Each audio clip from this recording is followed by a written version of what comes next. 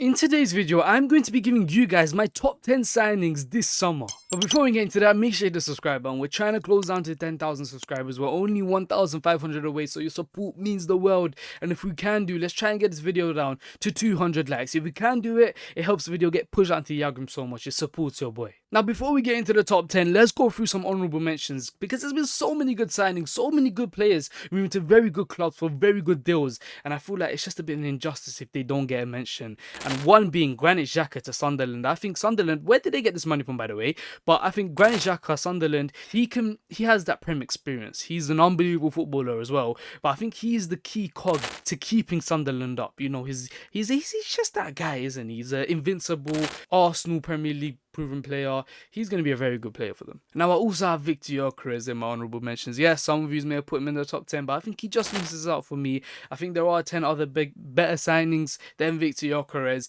He'll be a very good signing, don't get that twisted, which is why he's an honorable mention, but I just think he doesn't break the top 10. Another really good honorable mentions is Lamens to Manchester United, their new goalkeeper. I've seen a stat saying that apparently he has a better cross-claim percentage than David Raya, which is unbelievable. Manchester United need a secure goalkeeper, and from seeing that statistic alone, I've seen enough. I also have Brian Mbeumo, Kudus, both of them unbelievable signs for Manchester United and Tottenham. I think they just miss out on my top 10 list. If I made a top 20, they would have gone in, just to put it in perspective like that. And also I have Dewsbury Hall to Everton. I think it's a really good signing. He's already started off really good, and I think he's going to be a really good player for them. Now, let's move on to the top 10, and we've got Newcastle's new number 9, the Isak replacement, Voltamade. I think that's how you pronounce his name. I've heard really good things about him. I'm not going to lie to you and admit that I've watched 90-minute football matches of him, but I've seen a few comps of him. Just look at the profile of the player. He's like 6'6", and he's technical. Outrageous. And the numbers he put up last season were very impressive as well. I think it was 12 goals in 28 games, which is around 1 goal every 2 games around that, if my maths is correct. He's still very young. He's a very good link-up player. In terms of linking up play, he's very good.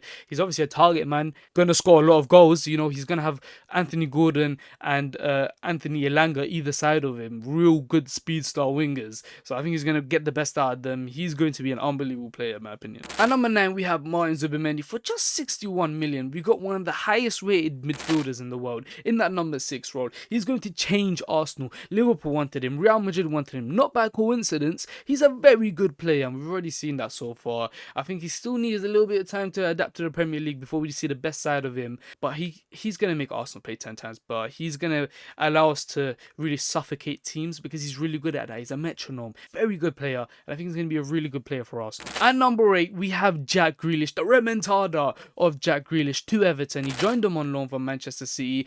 He's finally been freed from the shackles of Pep Guardiola, and we've already seen the flowers, the benefits of it. He's got 4 assists in his first 2 games for Everton. That's just Jack Grealish, we all know from Aston Villa days. He's an unbelievable footballer. He's still a very top player. I just don't think he works in a Manchester City team, in a Manchester City system. Put him in Everton, let him have his fun, and he's going to be a very good player. At number 7, I have Florian Wirtz. He's had a tough start, yes, but I think once he adapts, once he catches up to the rhythm of the Premier League, the physicality, the pace, he's going to violate everyone. I'm scared of what Florian Wirtz can do in a Liverpool shirt. But I do have him at number 7 because of his rough start. It's just a prediction for me. He's still a very top quality player. Bro, they spent how much on him? £100+ million.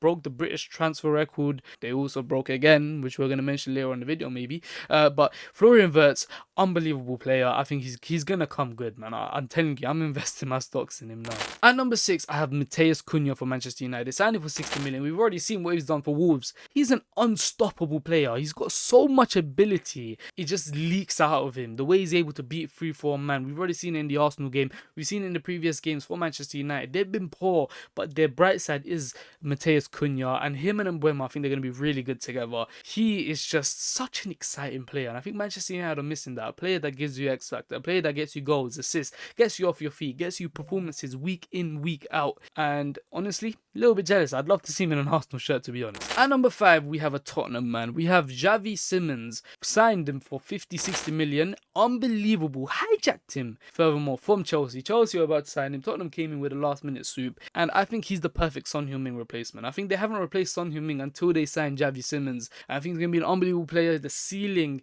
is endless for him. He's going to be very impactful for Tottenham. I think I'm going to make a prediction. He's going to be Tottenham's best player at the end of the season. Everyone's going to consider him as one of the best midfielders, one of the best attackers in the Premier League. He might play in the left wing, he might play in the 10. He can play everywhere, to be honest with you. But I think Javi Simmons, very good player, and he's going to perform really well with Tottenham. At number 4, we have Manchester City's Reinders, one of the most underrated players in the Premier League, one of the most underrated players in the world, for just 40-50 million pounds. How is no one even competing to sign Reinders? Unbelievable footballer, can play in the 6, can play in the 8, can play in the 10, can dictate play, can get you goals, can get you assists, can create chances. We've seen it on his debut. His debut for Manchester City was one of the best debuts I've ever seen. I was scared because he was unbelievable and there was nothing stopping him. So when he does come up against Arsenal, he's going to be a player that I'm going to look out for, thinking, hey, make sure you lock him up because he's a very good player. Honestly, I still don't understand how no one competed for him. How Manchester City were just allowed to go straight for him with no competition. But I think Reinders, he's going to be a very good player for Manchester City. And taking the third spot is João Pedro for Chelsea for just £50 million. He's already won them a flipping trophy. For flip's sake, his debut scoring, what was it, 2 goals? But I just remember him scoring the absolute banger. Unbelievable footballer. He's already got 7 GA in 6 games. I think it's 6 games. He's got 2 goals, 2 assists in the Premier League already. He is proven to be an unbelievable signing. He's proven. There was a lot of question marks around him, to be fair, because his numbers at Brighton weren't the greatest, but we all knew he was a very good player. But now he's just taking his game to the next level. It could be a purple patch, who knows? For me, he's been the most impressive player, if I'm being honest with you. £50 million, great value for money, really good player, can play in the 10, can play up front, can play out wide. What's not to like? At number 2, we have my boy, let it all work out, Eberechi Eze. What can't I say about this guy? Maverick, yeah? Game winner, clutch. Gets you goals and assists, gets you off your feet, exciting player. I can't believe we've just signed Eberechi Eze. I thought we stopped after Victor Gyökeres, yeah? But Eberechi Eze comes in, fixes so many problems for Arsenal. We struggle in transition. Eberechi Eze solves that problem. We struggle to create chances other than, whip crosses into the box from set pieces or out wide or Bukayo Saka, inshallah. Eberechi Eze sorts that out, fixes our left-hand side dynamic. He gives opposition more things to worry about other than Bukayo Saka, if I'm being completely honest with you. They're going to have to worry about both sides now. So they can't triple up on Saka, otherwise they're leaving Eberechi Eze alone to just kill their defense. I'm telling you right now, he's going to be unbelievable for us. He's going to create so many chances for Victor Gyökeres, him and Saka. Hey, I'm telling you right now, the league is scared of him. The league is scared of him. And when you consider the transfer fee, £68 million, when you consider the impact already that he's made to the fan base, everyone loves him. Everyone is so excited. The impact he's going to make at Arsenal, he's going to be really crucial in whether or not we win a trophy this season. Clutch player, we've seen it for Crystal Palace, won them their first trophy. Eberechi Eze is taking the number 2 spot because there is one other signing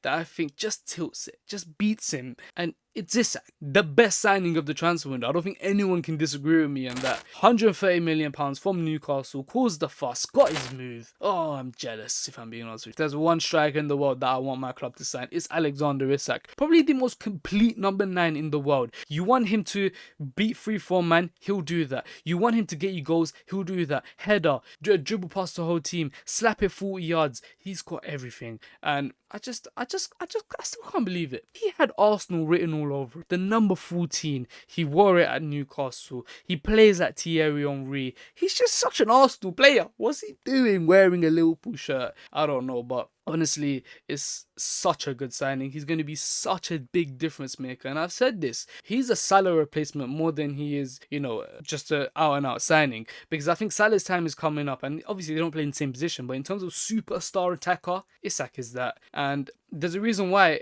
I don't have Ekitike in this team, because I think he's going to be a hindrance of Ekitike, who's been unbelievable for Liverpool so far. I would have 100% had Ekitike in my top 5 signings, but I think the signing of Isak is going to push him to the bench a lot. It's going to push him, if not the bench, he's going to have to be forced to play out wide on that left-hand side. And honestly, it just doesn't make sense. I don't know why he did that, Liverpool. You could have just gone in for him next season, if anything. But yeah, Alexander Isak, he takes my number 1 spot. I don't think anyone can really argue against that, but that does round up my top 10 transfers this summer. Let me know if you agree down below in the comments. Let me know yours in the comments down below. Drop me your top 10. I want to see what you guys are thinking, whether or not I missed any players. If there are, players who you think deserve to be in this top 10, let me know down below. Remember, hit the subscribe button. We're trying to get to 10k, and let's try and get 200 likes. It will mean a lot.